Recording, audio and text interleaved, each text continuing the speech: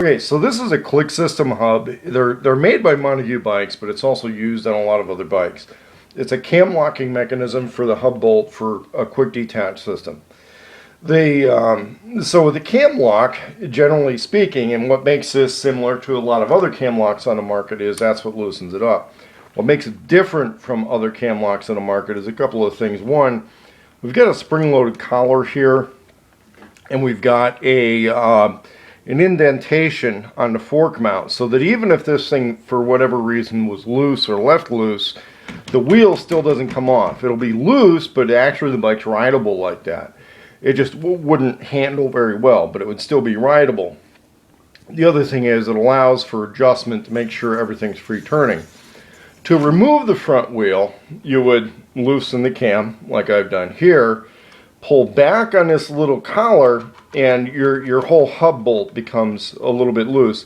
You need to do that so that both sides of it will clear the whole notch assembly here. So we would pull that back, we kind of wiggle and move that a little bit, and we can lift the hub out of place.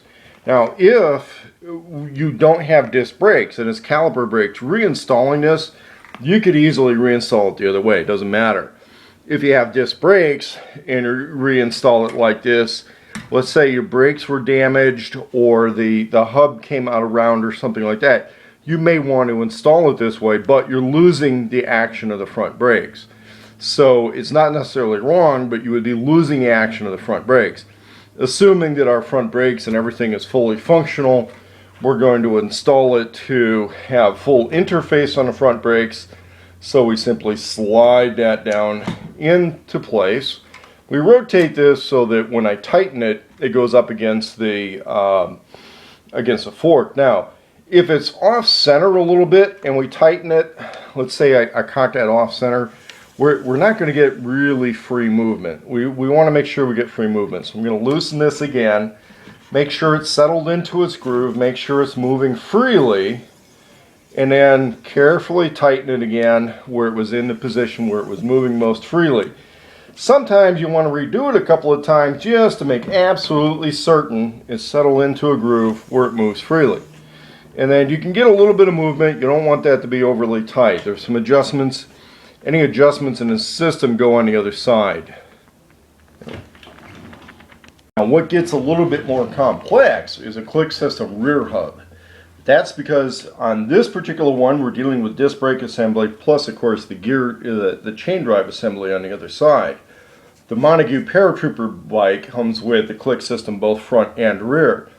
The rear one, as far as the bolt, nut, and cam mechanism, it's slightly different, but it works more or less the same way. What we lack on this is a little plunger mechanism. And that's because this rear isn't going to be taken apart as often. It's kind of a hassle as far as the chain is concerned, but we'll show how it works.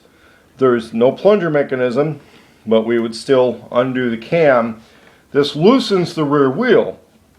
At that point, we have to peel back the chain drive mechanism, lift this out of place, and then move things to the side. It's a little bit tricky to get the rear wheel off. You would remove this either for servicing or adjustment, or let's say we want to pack the bike into a smaller package in a vehicle by removing both wheels and then folding the frame. We get that bike to fold up into a much smaller package. On bikes that have the Clix system front and rear but not a folding frame, realize it does give you the option of making a bike more compact. Now, reinstalling gets a little bit tricky because of the shifting mechanism, the gear mechanism, but as you can see, we settle the chain back on.